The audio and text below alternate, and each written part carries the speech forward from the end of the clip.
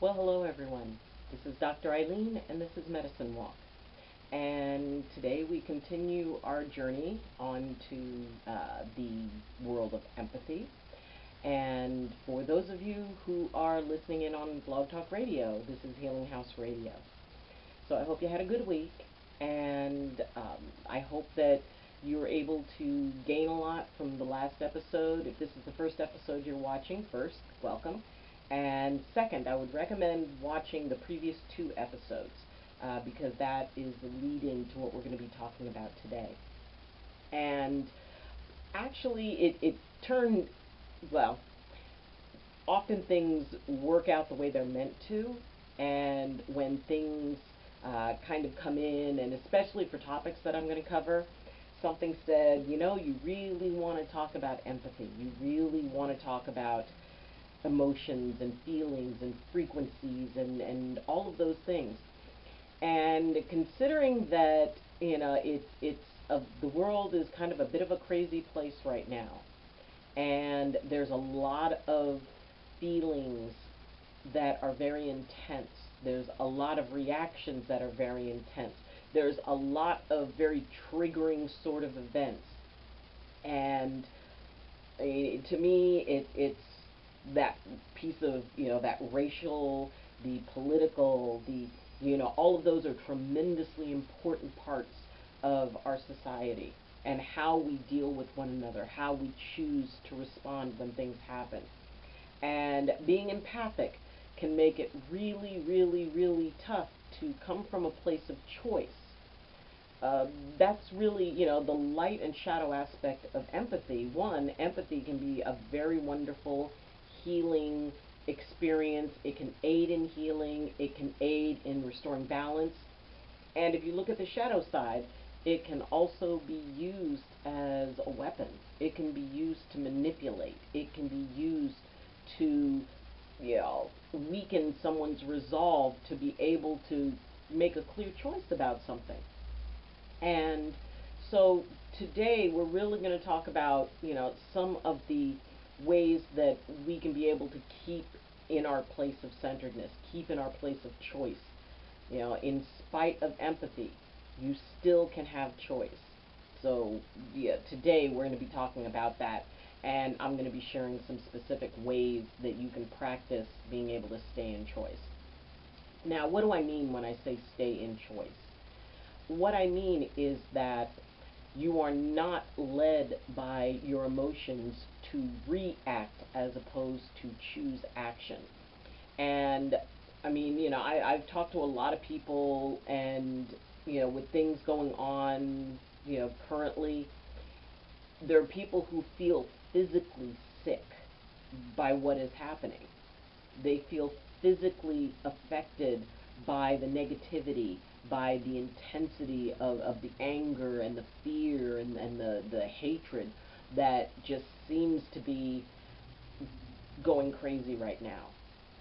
And while there is also love and light and compassion and all of those wonderful things, often the focus is put on what is negative because that evokes a bigger reaction. That gets the person to, click onto the video or to read the article. Often when it's a very big sort of negative thing that can kind of stir people up, that's what sells. And that's what draws people in. So while there's all the good things, we hear more about the bad things. And when you're empathic and when you're very open to emotions and open to feelings, it can be absolutely overwhelming. And in some cases, often the mob mentality kicks in, that being sucked into a collective thought, whether as an individual you would agree with that thought or not. Often it's very easy to get sucked into a collective, like, yeah, we need to do this or we need to do that. So the ability to stay in your place of choice means that in spite of the emotion going on around you, in spite of the frequencies that are pounding in on you, you still have the ability to say, you know what, time out, hold the phone, I'm going to think this through and make a choice as to how I choose to respond to it. And being empathic does not mean that you are incapable of doing that. It does not mean that you have to be, subject to the whims of the emotions of others. What it means is that you have an additional ability to decide what it is that you want to feel. As I talked about before, empathy is a tool that you use when you need it. And if you choose to have it on, let's say you're walking through the woods. I live up in the mountains, I live in a cabin in the woods, and I am so blessed to have that, because when I go out and I walk, especially early in the morning, I take my dog Sam for a walk, I am surrounded by nothing but a freedom to just be empathically as open as I like. Because at that point, there's almost nobody up, and all it is nature, and it's the trees, and it's the birds waking up, and the squirrels, and just the essence of nature. In that environment, I can just, let my empathy open and just feel and connect with everything around me. And that is a wonderful feeling. Now, if I'm, in a restaurant and there's somebody at a table next to me having an argument, an angry political argument, or if I'm, just waiting in line at the bank and, and there's somebody grumbling about something, yeah, that's when it's like, no, we're not going to be open. We don't need empathy on right now at all. And so I shut it down. And the ability to shut it down is the thing that divides a conscious empath from an unconscious one. A conscious empath maintains the ability to choose and the ability to decide if empathy is in fact something that you need to utilize in that moment anyway. So, I'm sure that there are some of you going, it's like you cannot turn it off. Yeah, you can. Yes, absolutely. And I will be teaching you how, or ways to, these are techniques that work with me. These are techniques that, and tricks, and, well, not even tricks, but just techniques that I have utilized that have enabled me to be able to have my empathy be something that is conscious. If I choose to have empathy, or if I determine it's needed in that moment, then it's on. And then I decide how much empathy I need, how much empathy I want. If I'm working with someone and I just need to kind of hone in on maybe what's going on with them physically, what's going on with them energetically, what's going on with them spiritually, I will utilize it just to crack the door open and to be able to say, oh, okay, yeah, I can see that now. I can feel it. Because it really is very much about what you feel. I can feel the vibration. Because I don't view it as the emotion. I don't view it as the event that that person went through. I view it as a particular frequency. I'm not resonating with their experience. I'm resonating with the frequency that that experience created within that person. Because if you go to the experience, you're dealing with a story. And that makes it very difficult to be able to stay in that place of a little bit of objectivity, a little bit of detachment. So I can look at it and go, oh, okay, this is the frequency that I'm dealing with. This is where this can be calmed down to allow this person to be able to be helped. So, how do you do it? How do you, in the face of all the mess that's going on, in the face of all the anger and the daily just barrage of bad news that goes to worse news, well, the first thing I'd recommend is a news break. There have been times when I just like, you know what? I'm just not dealing with it. And I didn't watch the news. I didn't read the paper. I didn't look for the news online for a month. And I just left it that way.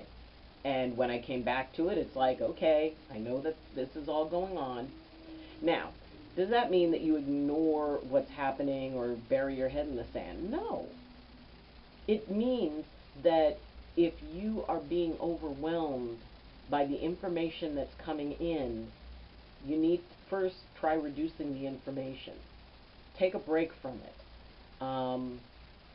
Read something that enlightens you. Read something that you always wanted to learn about.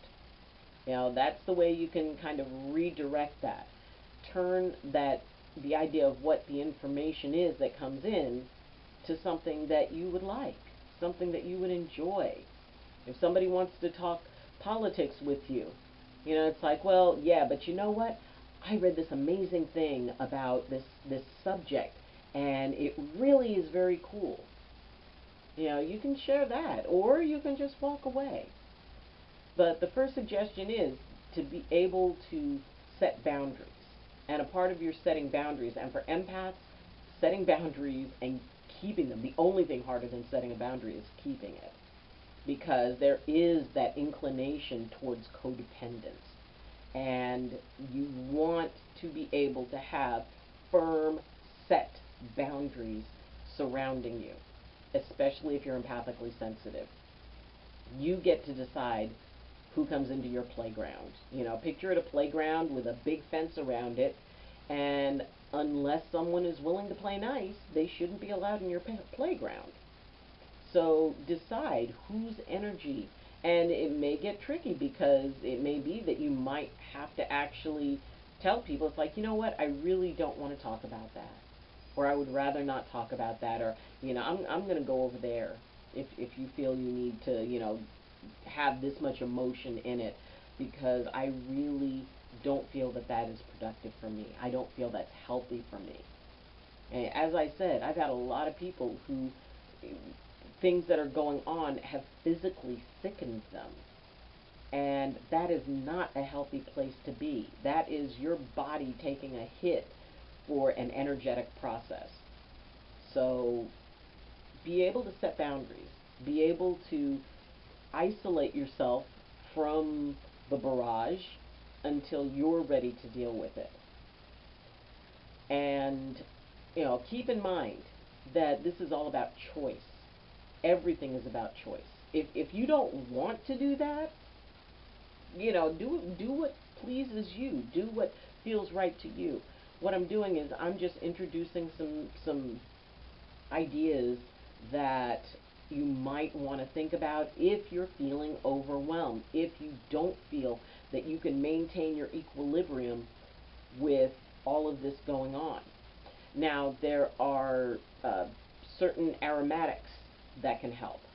You can burn sage, white sage. You can burn cedar. Some people will utilize something called vetiver, and that's Vetiver, vetiver. And what vetiver does, in the traditions that I learned from and in the practices and in my actual practices, vetiver, and it's a little essential oil sold in a bottle, it cuts off energetic processes. And not only does it do that, it can cut an empath for a short amount of time off from their empathy. If you find yourself in a situation and you're really feeling way too open, you can carry around a little bottle of vetiver, take a nice sniff of it, and you'll notice that things it's almost as if everything's muffled, if the energy is muffled. And it'll stay that way for a little bit. Now, if you're trying to do a meditation, or if you're, wanting to do some type of, work that deals with connecting to energies and things like that, don't use vetiver unless you want to break from it. So that is just, and like I said, it's temporary. It won't take it away for good. But it gives you a break. It gives you that eye of the storm. And we've talked about the eye of the storm before. The eye of the storm is that space where you can be able to get your feet under you. Half the storm has come through, another half of the storm is coming. The eye of the storm is not permanent. The eye of the storm is just a moment to catch your breath. But it can be a very, very effective moment, and it can be a powerful moment, and it can be a moment that you can stretch out a bit once you start to practice with it. It's staying in the eye of the storm. You're not going to stay there forever, but you can stay there for long enough to be able to get your feet under you. So, one way is the use of vetiver. Another way is separating from the source of the irritation. The use of other aromatics. Often, especially people who do a lot of ceremony, there's something very comforting about the scent of sage. It's used for clearing. Cedar corrects and restores balance and blesses. So the idea of utilizing, and maybe you do have an honor, you do honor the Native American tradition. Maybe you honor Hindu tradition. Maybe you honor Buddhist tradition. Find what it is that is a part of what you do and tap into that. Use that as something to hold on to as the storm rages around you. Now, the best thing that I know of, and I've talked about this in other videos, and you can look back at some of the other videos, is when an empath is learning how to turn it off, how to minimize what it is that they feel, one of the best things to do is go to a good teacher. And the best teacher I know for that are stones. See, like river stones. And it doesn't matter, what it looks like. It could be anything. I prefer little river stones because the nature of a river stone is that everything flows past. It does not attach. And with the water constantly moving past, the energy of a stone will kind of pick up sort of what it is that its environment is. If you are, once you start getting sensitive, and the idea of, most people, it's like it's a stone, it's a rock, it doesn't have feelings. Wrong. They're quiet. Anybody who's into earth magic, and yes, I am very into earth magic. When you are able to still yourself, when you're able to find that place of just quiet within you, and you can open up to everything in nature, and you feel that sense of balance, then everything in nature can talk to you. Everything in nature can interact with you. And stones, the amazing thing about stones is, okay, let's say you don't believe that you can empathically connect to a stone. Then use your imagination. Imagine what it would be like to be a stone. How would you feel? It would be quiet. It might be dark. It would be very still. Nothing would come in and nothing goes out. And yeah, maybe you would feel that way. But if you imagine that's what a stone would feel, that's your goal when you need to turn your empathy off. To go into that place of stillness, to go into that place of quiet, to temporarily have it where nothing's coming in and nothing's going out. And if you sit with a stone, and it's funny because most people I talk to, it's like, well, yeah, I was walking down the street, and or I was walking by the beach, and I saw this stone, and I couldn't help but pick it up. And when I held it, it felt really good in my hands. And they develop an affection. They feel comfortable with it in their pocket or in their purse. So that connection, it's within us. I mean, stone is inside of us. We have our bones. We have the minerals in our bodies. We've got iron, we've got calcium, all of those things. We are made up of the same stuff that the stars are made of. And so we carry those elements. So we carry an aspect of stone in our bodies, as well as fire, water, and air. So, we have those earth aspects, the flora and the fauna, even though it's bacterial. It is. These are living things in our bodies. So, when you sit with a stone, and, like I said, you can just have a little small stone that fits in your hand, and you just close your eyes and experience it. Now, for those of you who are not familiar with projecting empathy, the idea is that, first off, relax. sit and breathe. It's not about, the laser beam, whatever, forcing its way into something. The idea is that you become quiet, you become still, breathe. The breathing exercise we talked about, and you can go back and review the episodes on meditation. Breathe in for a count of 4, hold it for a count of 4, and then exhale for a count of 8. So, and you don't have to use 4, 4, and 8. You can, whatever you want, just as long as the exhale is twice as long as both the inhale and the holding. But, just doing that kind of calms everything down. It brings you into a place of stillness. Then either you imagine what it would be like to be a stone. How still would you feel inside? How muffled and distant would everything else seem?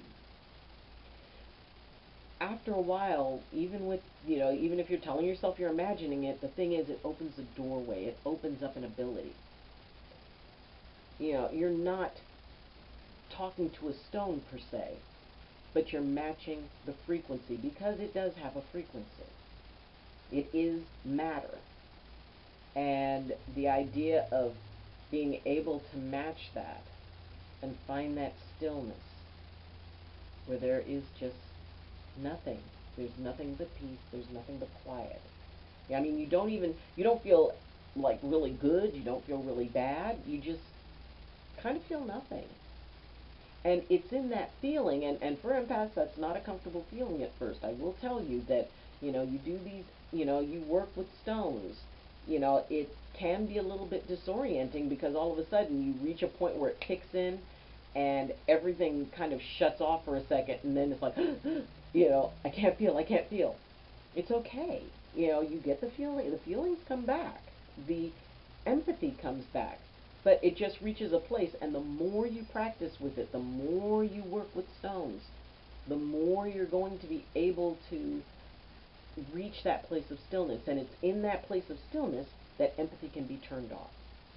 Passion, whatever it is, that you would feel towards someone.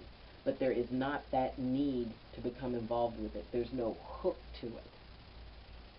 So, it's cool, to work with stones. And I've been in a lot of different places in the world, and this stone is particularly special to me, because this stone, and even when I was little, I used to love picking up stones.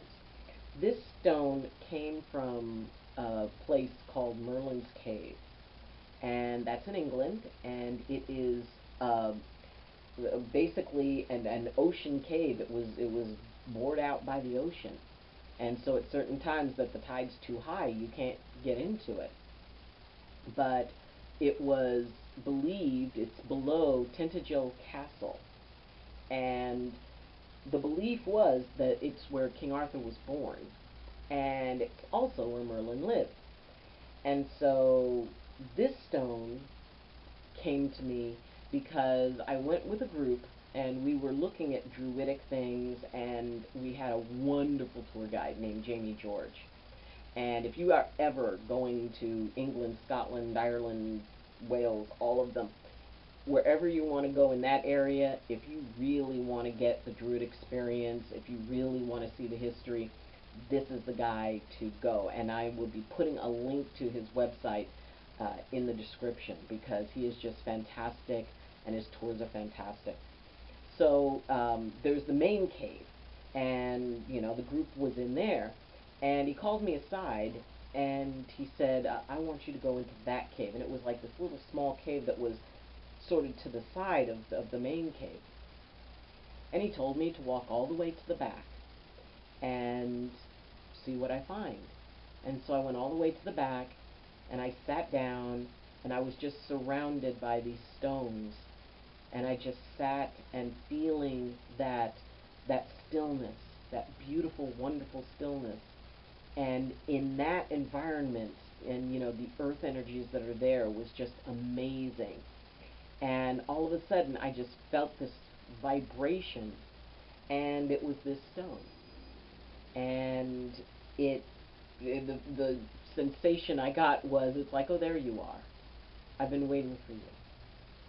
And so it came back with me, and I utilized her in healing work, and it's amazing, just to feel so connected to something. And she did a wonderful job of helping me learn more about going into the stillness, going into that place. Because honestly, if there is any skill that is the most valuable thing for an empath to learn, it's how to find stillness, how to go into that place of stillness. It's not easy, it takes effort, and it takes a lot of practice, and it is completely worth it. And it may seem simple, just sit with a stone and think about the stone. Bring all your focus into it. And as you bring your focus into it and you're able to kind of extend, picturing your empathy and your empathic ability, remember, this is about matching frequencies. Know your own frequency. Feel your frequency in that moment. And then sort of expand it to the things around you. And as you do, you'll notice different things sort of have a different feeling to them. And when you connect with a stone, it's sort of like it hits a place that just suddenly goes sort of quiet. And you just extend it into that. Relax into it. Breathe into it. Don't try to push into it. Just breathe. Oh, that's an interesting sensation. And just stay in it. Practice, practice, practice. It will work. And if you have any other questions, please feel free to let me know, and to, you can always, on the premiere of the episodes, I am in the chat room. So you can interact with me there, leave comments, and then, I can be able to respond to them if you have questions. So I want you guys to understand that empathy can be conscious. It can be a choice. You don't have to be a victim to it. You don't have to get sucked into mob mentality. You don't have to, feel overwhelmed by it.